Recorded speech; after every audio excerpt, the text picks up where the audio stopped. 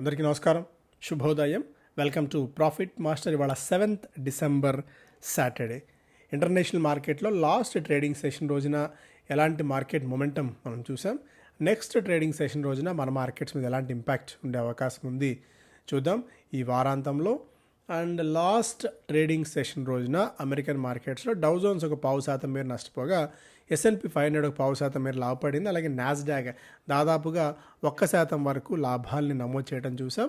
S&P 500 rises to record close on Friday post third straight winning week. వరుసగా మూడో వారంలో కూడా S&P 500 లాభాలతో క్లోజ్ కావడం, రికార్డు స్థాయిలో క్లోజ్ కావడం అనేది నిన్న మనం అబ్జర్వ్ చేసాం. ఏషియన్ మార్కెట్స్ చూస్తే నిన్న నికాయ్ 0.7% నష్టపోయింది. మన మార్కెట్స్ ఫ్లాట్గా నష్టాలతో క్లోజ్ అయ్యాయి.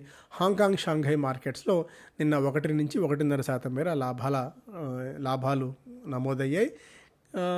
క్రిప్టో కరెన్సీల్లో బిట్కాయిన్ 1,00,000 మార్క్ని క్రాస్ చేసిన తర్వాత కొద్దిగా ప్రాఫిట్ బుకింగ్ వస్తుంది. గోల్డ్ $2,650 పైన ట్రేడ్ అవుతుంది. ఆయిల్ $71 దగ్గరే ట్రేడ్ అవుతుంది. సో ఇంటర్నేషనల్ మార్కెట్స్ నుంచి ఉన్న అప్డేట్స్ ఇవి. మేజర్గా నిన్న అనుకున్నట్టే రిజర్వ్ బ్యాంక్ ఆఫ్ ఇండియా వడ్డీ రేట్ల తగ్గింపు మీద ఎలాంటి నిర్ణయం తీసుకోకపోగా CRR 0.5% మేర కోత ఉండొచ్చు అనుకున్నారు. అందుకు భిన్నంగా 0.5% వరకు కోత విధించింది. దీంతో దాదాపు 1,16,000 కోట్ల రూపాయల వరకు మార్కెట్స్లోకి లిక్విడిటీ ఈజ్ అయింది. అసలు ఏంటి CRR?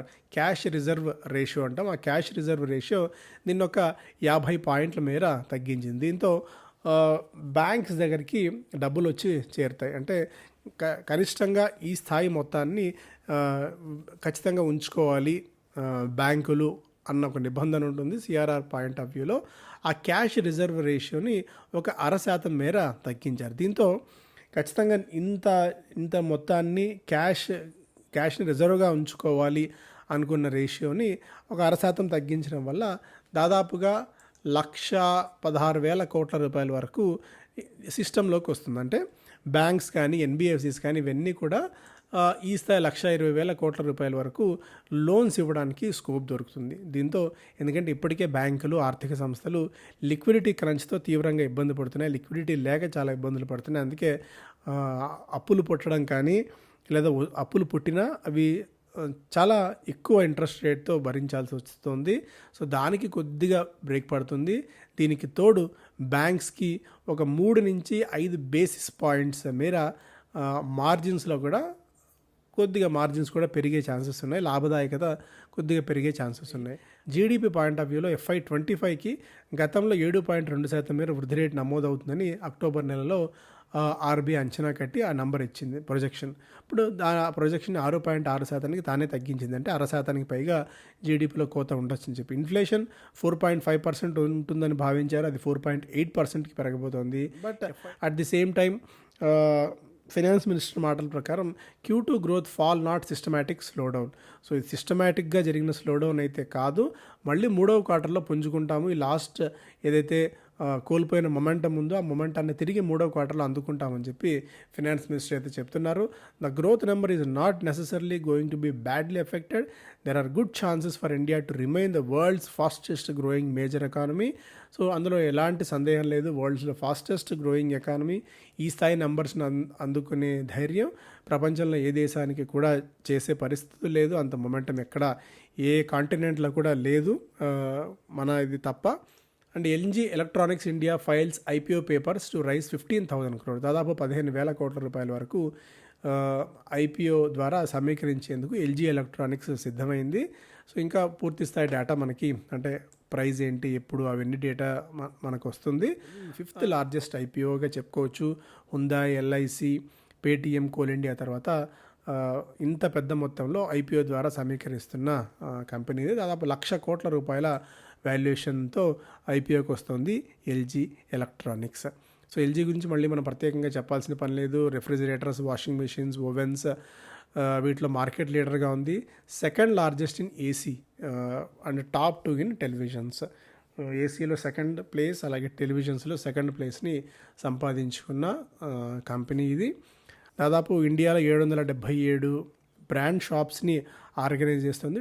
Net profit point of వ్యూలో FY 2024లో 1,500 కోట్ల రూపాయల రెవెన్యూ, నెట్ ప్రాఫిట్ని సాధించిన కంపెనీ. రెవెన్యూ 7% వృద్ధి చెంది 21,577 కోట్ల రూపాయలుగా నమోదైనట్టు ఈ డేటా బట్టి చూస్తే మనకి అర్థమవుతుంది.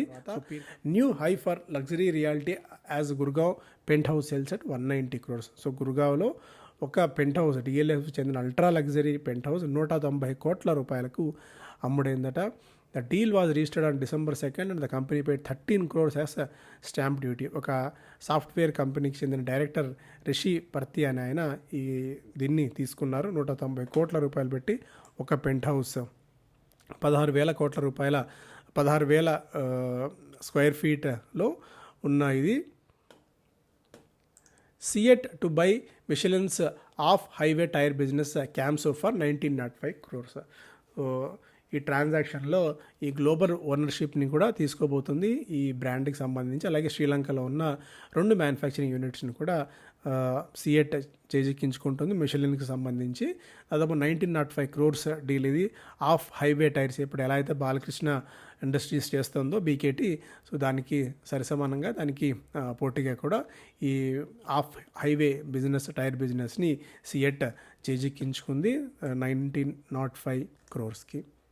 బిజినెస్ స్టాండర్డ్ ఫస్ట్ పేజ్లో RBI keeps rates unchanged, cuts CRR by 50 points to 4%, maintains a neutral stance, sets stage for February rate action. So ఫెబ్లో మేబీ వడ్డీ రేట్ల తగ్గింపుకు సంబంధించి అప్పుడు ఒక డెసిషన్ ఉండే అవకాశం అయితే ఉంది. సో ఇక్కడ అంతమంది కూడా మనం చెప్పుకున్నట్టు హుందాయ్ దాదాపు 28,000 కోట్లు, ఎల్ఐసి దాదాపు 20,550 కోట్లు, పేటీఎం 18,000 కోట్లు, కోల్ ఇండియా 15,000 కోట్లు, ఎల్జీ 15,200 కోట్లు, ఎల్జీ దాదాపు 15,000 కోట్ల రూపాయల ఐపీఓకి వస్తుంది. టాటా పవర్ 1,20,000 కోట్ల రూపాయలతో విస్తరణ కోసం 4 ఏళ్లలో ఖర్చు చేసి మరింతగా విస్తరణ చేయాలని చెప్పిన ఆలోచనలో ఉంది అన్నట్టుగా కూడా ఒక అప్డేట్గా ఇక్కడ మనం చూడవచ్చు. బీఎస్సీ ఆల్ టైమ్ హిట్ చేసింది. ఎప్పటికప్పుడు ఇక్కడ బ్రేక్ పడుతుందేమో అనుకుంటున్న ప్రతిసారి చాలా స్ట్రాంగ్గా దూసుకు వెళ్తూనే ఉంది. 91% ఈ 3 నెలల కాలంలోనే స్టాక్ అయితే పెరిగింది. ఐటీఐ స్టిల్ ఇంకా తన పట్టును కొనసాగిస్తూనే ఉంది. 13% మేర పెరిగింది. PB fintech all time hit చేసింది. నిన్న కూడా స్టాక్ 6% మేర పెరిగి 2,150 రూపాయల మార్క్ని టచ్ చేయడం చూస్తున్నాం. చంబల్ ఫర్టిలైజర్స్ వరుసగా 10 రోజుల లాభాలకు బ్రేక్ పడింది నిన్న కొద్దిగా. Demat account additions hit 7 month low in November. So ఇది మనకి కొద్దిగా ఆలోచించాల్సిన అంశం. డీమ్యాట్ అకౌంట్స్ ఇంతకాలం బాగా పెరుగుతూ వస్తున్నాయి. మార్కెట్స్కి రిటైల్ మనీ బాగా వస్తుంది. వరుసగా ఇక్కడ డీమ్యాట్ అకౌంట్ అడిషన్స్ అనేది కొద్దిగా తగ్గుతూ వస్తున్నాయి. 7 month లో ఉంది as of now demat additions అనేది. ఇది క్రమంగా తగ్గిపోతూ మనం ఊహించినంత నెంబర్కి వస్తే అప్పుడు మార్కెట్స్ గురించి కొద్దిగా మనం 1-2 సార్లు ఆలోచించాలి. యాక్సిస్ ఈ పెద్దగా పర్ఫామ్ చేయలేదు, అండర్ పర్ఫార్మర్గా ఉంది. ఇయర్లో 8% మేర మాత్రమే రిటర్న్ ఇచ్చింది. నిఫ్టీ 14% మేర రిటర్న్ ఇవ్వగా, బట్ ఈ ఓవరాల్గా పీర్ కంపారిజన్ పరంగా ప్రైవేట్ బ్యాంక్స్తో పోలిస్తే సో ఇక్కడ నుంచి యాక్సిస్ బ్యాంక్ కొద్దిగా బాగా పర్ఫామ్ చేసే అవకాశం ఉంది. 1,500 రూపాయల దాకా టార్గెట్ ప్రైస్ ఇవ్వచ్చు అని చెప్పి కోటాక్ ఇన్స్టిట్యూషనల్ భావిస్తోంది. అలాగే మోబిక్విక్ మరొకసారి ఐపీఓ దీన్ని తగ్గించింది. ఒకప్పుడు 19,000 కోట్ల రూపాయల వరకు సమీకరించాలని చెప్పి 3 ఏళ్ల క్రితం వచ్చింది. తర్వాత తగ్గించుకుని 700 కోట్లు అనుకుంది. ఇప్పుడు దాన్ని కూడా తగ్గించుకుని 572 crores ఐపీఓ ద్వారా సమీకరించాలని చెప్పి భావిస్తోంది. 265 నుంచి 279 మధ్య ప్రైస్ బ్యాండ్ వీళ్ళైతే ఫిక్స్ చేశారు. వాల్యుయేషన్స్ చాలా దారుణంగా తగ్గించుకుంది మోబిక్విక్ వాల్యుయేషన్స్ పరంగా చూస్తే. ఇప్పుడు అండ్ ఇంకొకటి ఏంటంటే ఇంట్రెస్టింగ్, ఇదంతా కూడా పూర్తి న్యూ ఇష్యూ మాత్రమే, అంటే ఆఫర్ ఫర్ సేల్ కాదు. కంపెనీ తీసుకున్న డబ్బులంతా కూడా పూర్తిగా ఫ్రెష్ ఇష్యూ. ఈ డబ్బులన్నీ కూడా పూర్తిగా కంపెనీలోకే రాబోతున్నాయి. అదొక ఇంట్రెస్టింగ్ అప్డేట్ మోబిక్విక్కి సంబంధించి. అండ్ లాజికల్గా కొద్దిగా రిస్క్ తీసుకునే వాళ్ళకి మెటల్ స్టాక్స్ని రికమెండ్ చేస్తుంది ఈటీ ప్రైమ్. ఇంకా మీరు డీటెయిల్డ్గా చదవాలి అంటే ఈటీ ప్రైమ్ ఒకసారి సబ్స్క్రైబ్ చేసుకొని చూడాల్సిందే. సో నాల్కో, ఎన్ఎండిసి, హిందాల్కో, టాటా స్టీల్, జేఎస్డబ్ల్యూ స్టీల్ని రికమెండ్ చేస్తారు. ఎందుకంటే మెటల్ సైకిల్ అప్వర్డ్ ఉంది. అండ్ ఈవెన్ జింక్ రిలేటెడ్ స్టాక్స్లో కూడా కొద్దిగా అప్సైడ్ మొమెంటం ఉండే ఛాన్సెస్ అయితే కనిపిస్తున్నాయి లాంగ్ టర్మ్లో. NALCO 57%, NMDC 36%, Hindalco 35%, Tata steel and JSW steel దాదాపు 25 to 28% మేర ఇక్కడి నుంచి కూడా పెరిగే అవకాశం ఉంది అన్నట్టుగా కూడా అప్సైడ్ పొటెన్షియల్ ఉంది అని చెప్పి ఈటీ ప్రైమ్లో ఉంది.